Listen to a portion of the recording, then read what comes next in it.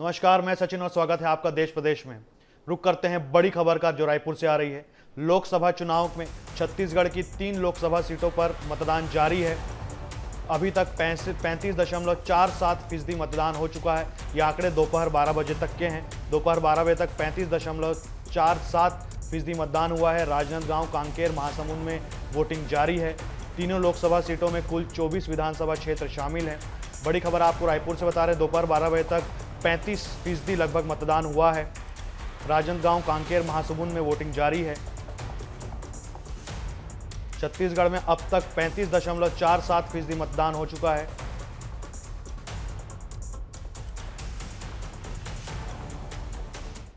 रुक करेंगे अगली बड़ी खबर का। रायपुर से आ रही है। पूर्व विधायक देवती कर्मा के बंगले में गोली चली है। रायपुर स्थित सिविल लाइन के बंगले में चली गोली, आरक्षक की हुई मौत।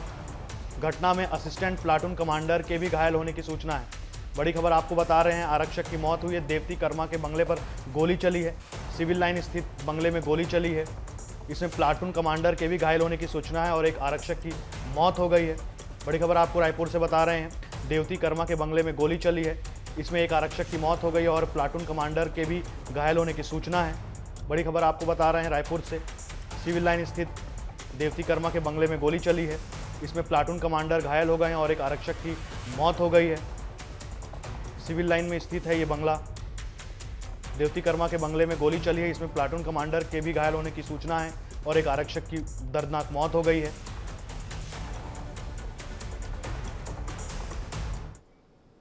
सुप्रीम कोर्ट ने ईवीएम के वोटों की voter variable paper audit trail यानी वीवीपैट पर्चियों से 100% सत्यापन की मांग वाली सभी याचिकाएं खारिज कर दी हैं। छत्तीसगढ़ के पूर्व मुख्यमंत्री और कांग्रेस नेता भूपेश बघेल ने कहा, हम सुप्रीम कोर्ट के आदेश का पालन करेंगे, लेकिन वीवीपैट की गिनती होनी ही चाहिए। अब सुप्रीम कोर्ट के आदेश का हम लोग सब पालन करेंगे, लेकिन होना चाहिए 100% वीवीपैट की गिनती होनी चाहिए। गोरेला पेंड्रा मरवाही में निर्वाचन आयोग के निर्देश पर बनाए गए उड़नदस्ता दल ने मध्य प्रदेश से छत्तीसगढ़ को जोड़ने वाले करंगरा बैरियर में कार्रवाई की है और विधिक दस्तावेज प्रस्तुत नहीं करने पर 2 पिकअप वाहन सवार 4 व्यक्तियों से 14,500 रुपए जब्त किए हैं। दरअसल लोकसभा चुनाव को देखते हुए जिला प्रशासन की अंतर्राज्यीय सीमा की गतिविधियों में सतत निगरानी की जा रही है। छत्तीसगढ़ के डिप्टी सीएम विजय शर्मा ने मतदाताओं से वोट करने की अपील की है। डिप्टी सीएम ने कहा कि मतदाताओं से मैं विनम्र अपील करता हूं कि मतदान जरूर करें। राजनांदगांव में भूपेश बघेल उम्मीदवार हैं और उनके साथ बहुत सारे विषय जुड़े हुए हैं। उन्होंने कहा कि उनके शासनकाल में कैसे छत्तीसगढ़ में परिदृश्य बदला, कैसे घोटाले हुए, यह सब जनता के सामने है। मतदाताओं से मैं विनम्र अपील करता हूं कि सुबह 7 बजे से ही पोलिंग प्रारंभ है। वोट जरूर करें। दुनिया की सबसे अच्छी व्यवस्था लोकतंत्र है और लोकतंत्र की मजबूती के लिए आपको वोट जरूर करना चाहिए। जिस दिन 100% मतदान होगा उस दिन की प्रतीक्षा करनी चाहिए। क्या लगता है आपको, जनता किन मुद्दों को लेकर राजनांदगांव लोकसभा में वोट डालेंगे? राजनांदगांव लोकसभा क्षेत्र में चूंकि भूपेश बघेल हैं और इसलिए ये बहुत बड़ा विषय है। भूपेश बघेल जी के साथ तो बहुत सारे विषय जुड़े हैं। उनके शासनकाल में कैसे पूरे छत्तीसगढ़ में परिदृश्य बदल गया था, कैसे स्थितियां बदल गई थी, यह भी जुड़ा हुआ है।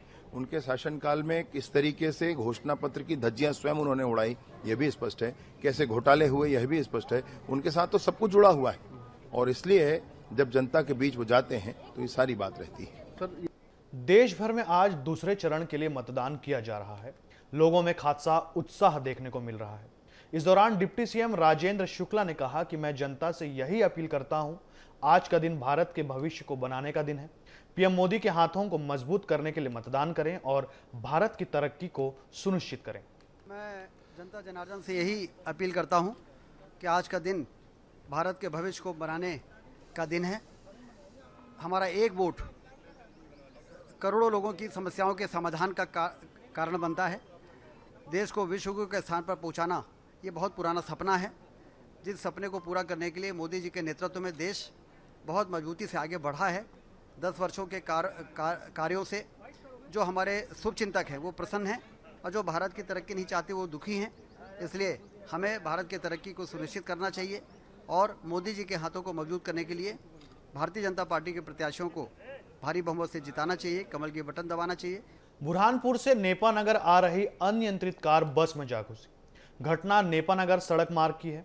भिड़ंत इतनी जबरदस्त थी कि कार अनियंत्रित होकर बस के रॉन्ग साइड में घुस गई, जिससे कार के परखच्चे उड़ गए।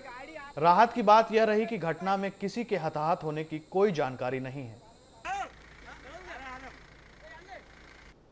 ये जो हमारी बस सही साइड पे जा रही थी, जो कार वाला था वो रॉन्ग साइड से आ रहा था। रॉन्ग साइड से आने के बाद में वो हमारी बस की तरफ घुसा, गलती कार वाले की।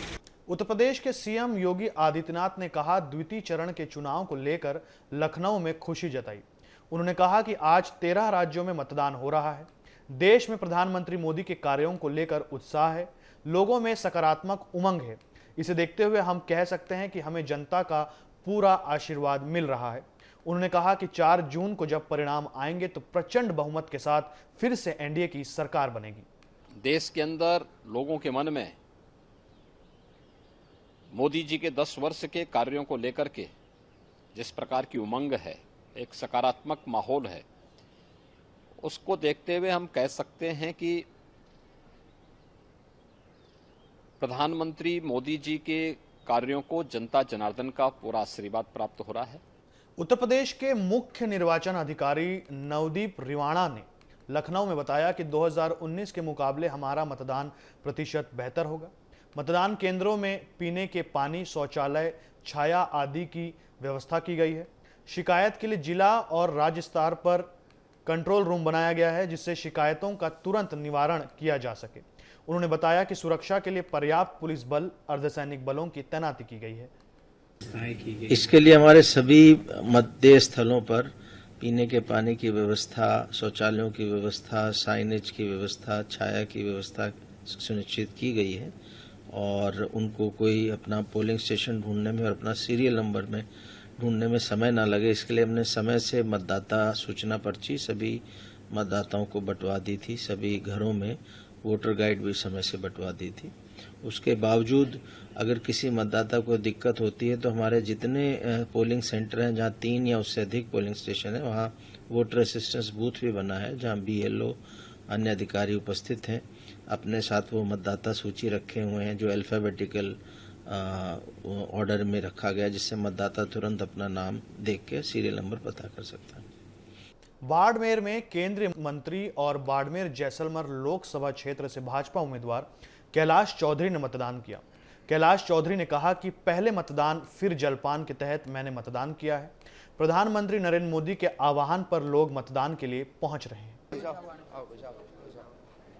पहले मतदान फिर जलपान के तहत अभी मैंने अपने मत का प्रयोग किया और जैसा कि पूरे सब जगह पर लाइन में सभी खड़े हो गए, प्रधानमंत्री नरेंद्र मोदी जी के आह्वान पर सभी आए और लोकसभा चुनाव को लेकर राजनीति अब गरमाने लगी है। पूर्व मुख्यमंत्री अशोक गहलोत के बयान पर केंद्रीय मंत्री राजेंद्र सिंह शेखावत ने पलटवार किया है। शेखावत ने कहा कि अशोक गहलोत के ओएसडी ने जो बयान दिया था उससे मुझे लगता है उनका अधिकार खत्म हो गया है। नैतिक रूप से वे लड़ाई हार चुके हैं। देखिए, परसों अशोक गहलोत साहब के ओएसडी ने जिस तरह का स्टेटमेंट प्रेस कॉन्फ्रेंस करके दिया था, मुझे लगता है कि अब इस तरह के बयान का अधिकार उनका खत्म हो गया है।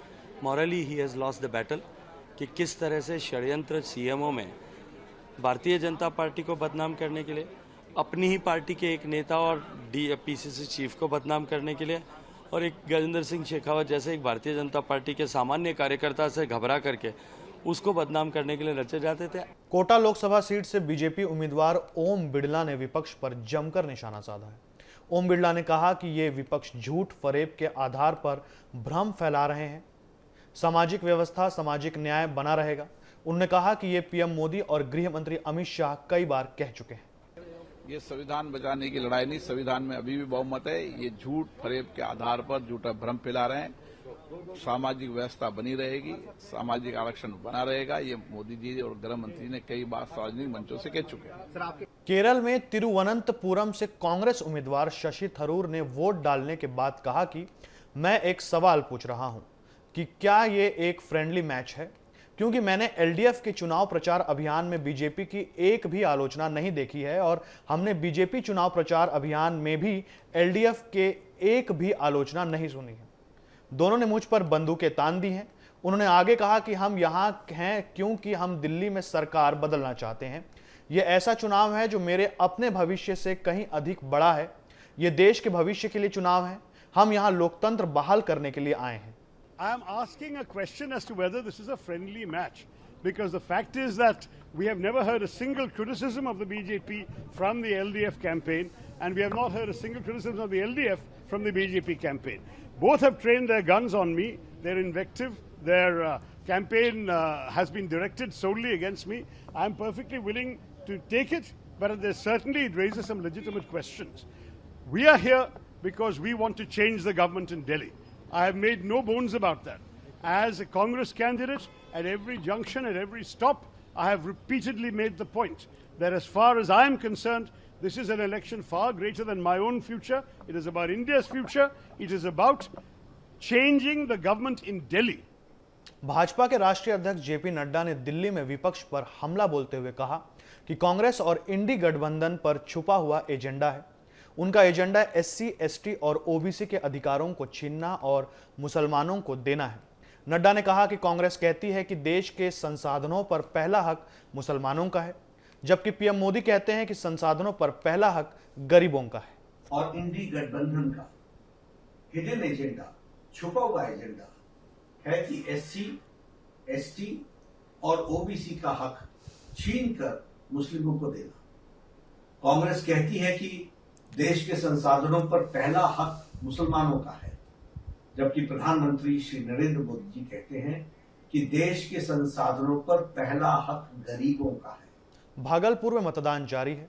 कांग्रेस उम्मीदवार अजीत शर्मा अपनी बेटी और पत्नी के साथ मतदान करने पहुंचे। इस दौरान बॉलीवुड स्टार नेहा शर्मा ने मतदान करते हुए लोगों से वोट कास्ट करने की अपील की।